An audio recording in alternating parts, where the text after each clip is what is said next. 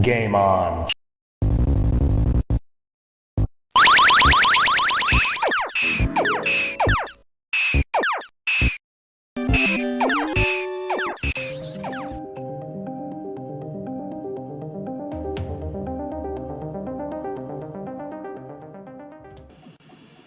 Hi everybody, just doing a little video here. A lot of people keep asking me about, my controls and how to get them working on a Raspberry Pi.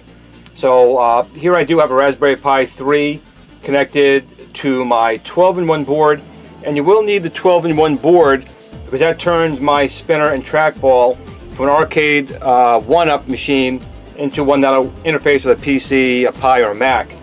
But unlike a PC and a Macintosh, when these are connected to them, they would be seen pretty much as a mouse right off the bat and work. Now with the Raspberry Pi, it depends on what software build you're running and what emulator. This actually is a software build for my friend Keo Daikin. It's his Raspberry Pi build, and I love it. I mean, the thing's great. But you have to make sure you're running like Advanced MAME or something along those lines. I could definitely say Advanced MAME definitely works. And the reason being, Advanced MAME is set up to take mice input. A lot of the other emulators are not. I've been doing some testing on MAME 2016 and 2010, but right now I could say for sure just the Advanced MAME definitely works. And we'll show you right here. I'm going to go into some Arkanoid, which is a very good game, except I went the wrong way. Here we go. I'm going to go into Arkanoid. And the way it works is this converts the signals from these guys into basically a mouse input, and Advanced MAME will accept the mouse input. A lot of people say they can't get it to work. That's the primary reason that they're not using the right emulator. But also it could be the USB cable. You want to make sure that the USB cable you're using is a good data and power cable. A lot of USB cables these days really for just power. You want to make sure if you don't work, doesn't get recognized in like a PC or a Pi, try the interface cable. A lot of times that's what your problem's going to be. Actually, almost all the time, that's what your problem's going to be. So right now I'm just going to put a couple coins in here. I'm going to turn up some volume here so we can actually hear the game going. And I'm just going to try first with my spinner right here. So we will start a game. Now, of course, Arkanoid, we use a button sometimes for some of the things you get, but I won't use that for right now. I'm just going to show you the spinner.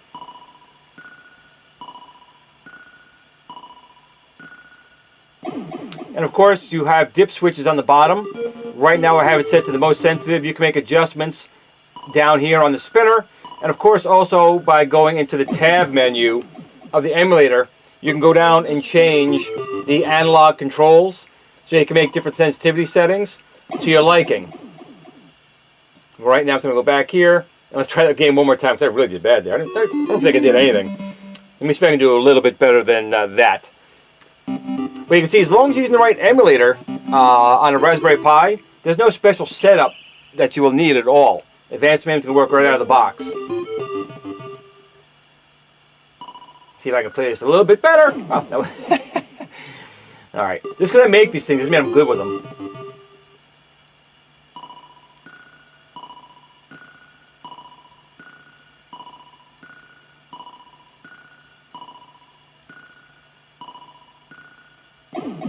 And actually, you could also use, if you only have the trackball will work just as well.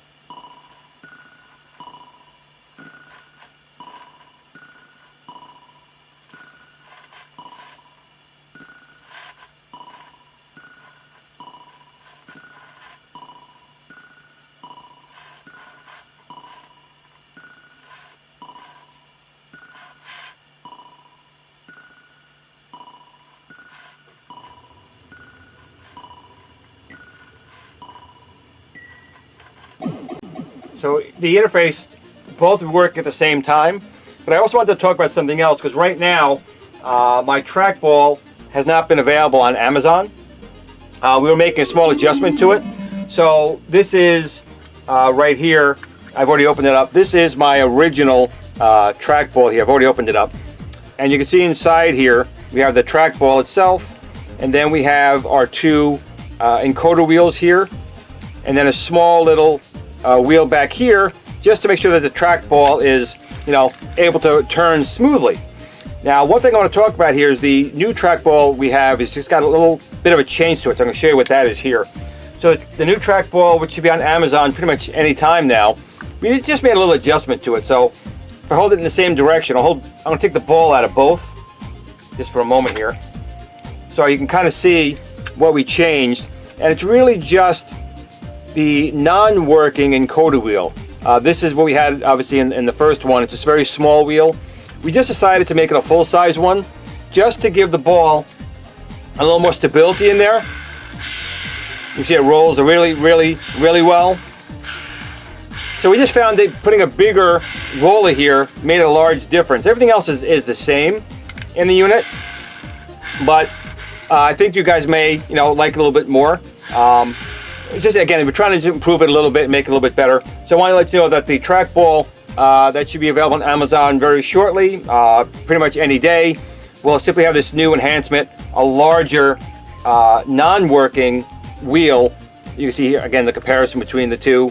Hold it here. That's the original one right here with that small, tiny little encoder wheel that doesn't work. It's just really to hold the ball in place and allow it to spin. And we replace it now with a larger one. Another thing I wanted to talk about really quick, I'll put these down here for a second, is a lot of people when they're playing Centipede in the machine, they complain and say that it's too sensitive. So there's nothing we could do per se on the machine because it's already been programmed. But what you can do, if you have a 3D printer or you want to have it 3D printed on Thingiverse, I'll have links down below. You can basically take these out. I'm not losing my little, you have to be careful you don't lose your little ball bearing there. But you can take these out, like so, and you can see these are the encoder wheel here. These slide right off. Okay, you can slide these right off, and I'm going to do it here just for a second. Again, to show you. I have some set right here. So here's one of the encoder wheels I took out already. But these basically, very carefully, you can get them off. You can see they detach. And this is a 24 pin wheel. Now, if you go on Thingiverse, you can actually print yourself 18 pin wheels, or you can print 20 pin wheels. So in theory, the less pedals, the less sensitive it's going to be. So what I'm going to do right now is I'm going to take two of these 18 pins out and put it in place of a 24, and I'm going to start arcing that up and just see if I see any difference in there at the moment. So again, these are things you can print freely, you know, yourself if you have a 3D printer, or on Thingiverse they can print it for you. Now you can see this is actually white PLA. You do have to make sure they are black. So we had, you have to paint these black, take a magic mark and make them black. And also you have to make sure that using a good infill rate, because you don't want any light to get through, because that's how this works. The light passes through the holes there. So all you need to do, once again, is you're going to pull off, this encoder wheel, and you're going to slide on your new encoder wheel. Now I will say is you have to be very careful with this. Sometimes it feels like it's not coming off or it's too tight. Sometimes you need plastic gloves to give you a little extra grip to get them off. But it's just really just as simple as that. So that's one done already. And then I'm going to take this one off as well. Just get that off. And I'm going to put on this other 18 encoder wheel. Just like so. Alright. And now I'm going to go and I'm actually going to put it into my new trackball here. So it's already open. So I'm going to pull the other encoder wheels out for just a moment. And I'm going to put this one in place. And do the same thing with the other one. Like so. I've got to take my little ball bearing and put it back on. And it's just basically make sure when you put them in that you're getting them in the right spot. See here I already put it in the wrong spot. You got to make sure it's between the light and the encoder wheel reader. And I'm going to do that on this one as well. Very carefully.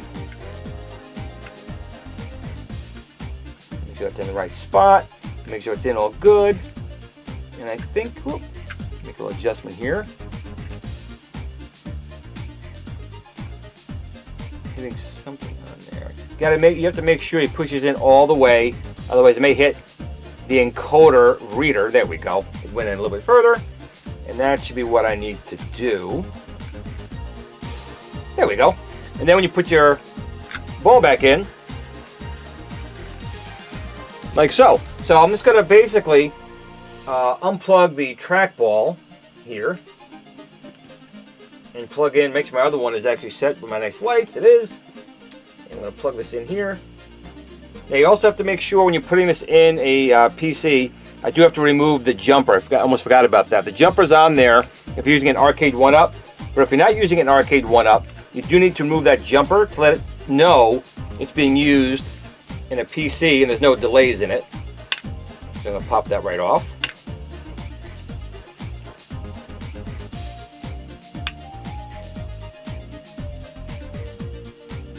There we go. Put that down out of the way and put my encoder wheel back in place like so. Trackball like so. And we will put this thing back in.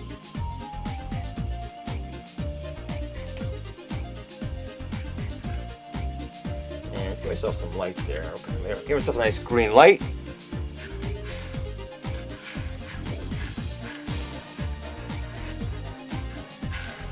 And let's put a coin in.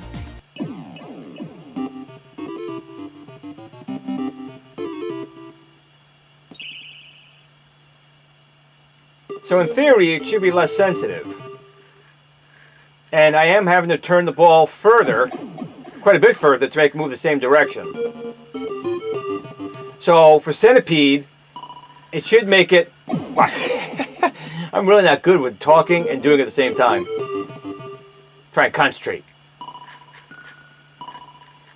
So I have to go quite a bit further to get it to move the same distance I used to make it move a lot further with the 24 pin. So for people who do have Centipede and want less sensitivity, I would recommend going in Thingiverse and printing up some new little wheels here to make it less sensitive. Okay, so I'm going to launch a millipede right here. And right now, I'm using the 24 pin, the original 24 pin left to right encoder wheel. Just to give you an idea what it's going to be like playing the game. So again, here's the trackball, and the encoder wheel in here is the original one that would come with the machine, which is a 24 pin. So I'm going to put some coins in here, and let's start the game. So I take my wheel, you can see how far it goes from one side to the other rotation. You get a good idea of how far that's going to go. It's almost the, probably a good half to 3/4 of the screen. So I'm going to take that encoder wheel out and now put in the 18 pin encoder wheel, or try to anyway, and do the same test. You can see I don't travel as far, so the sensitivity's been reduced. So if you do feel that the 24 pin is giving you too much sensitivity, you can 3D print the 20 pin free of charge, the 18 pin free of charge, and reduce sensitivity. And they're very easy to put on. So I just thought I would show you that as well. So you have some options to adjust sensitivity, but it will require you either printing yourself or getting printed for you on Thingiverse the wheels. And they should be very inexpensive to do. That's all I really want to show you right now. Is basically, if you want to use this in a Raspberry Pi, you just have to make sure you're using the right emulator. And I recommend Advanced MAME for right now. We're testing MAME 2010 and 2016, but I can tell you for sure that Advanced MAME definitely works. Make sure you're using a good quality USB power cable. And once again, our new trackball will be on Amazon relatively shortly, probably in a week or two. And again, for people who want it to be as sensitive as it should be, or at least I feel it should be, it comes that way stock. But if you do feel it's too sensitive for you in certain games like Centipede, you can go into Thingiverse and you can print up some new little wheels here and make it less sensitive. So I just want to say thank you for watching, everyone, and remember, game on.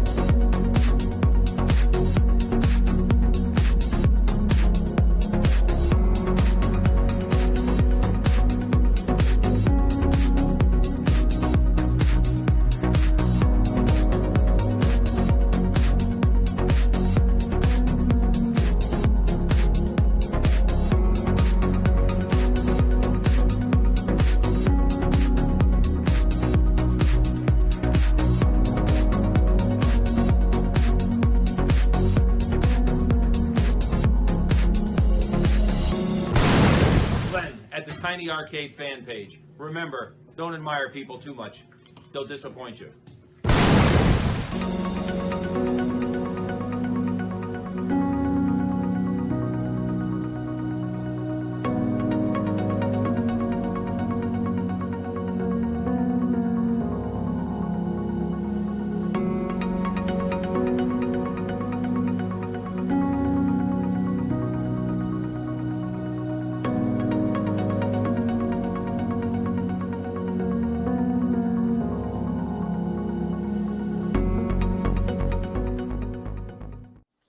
Sit, Blue Blue, sit. Good dog.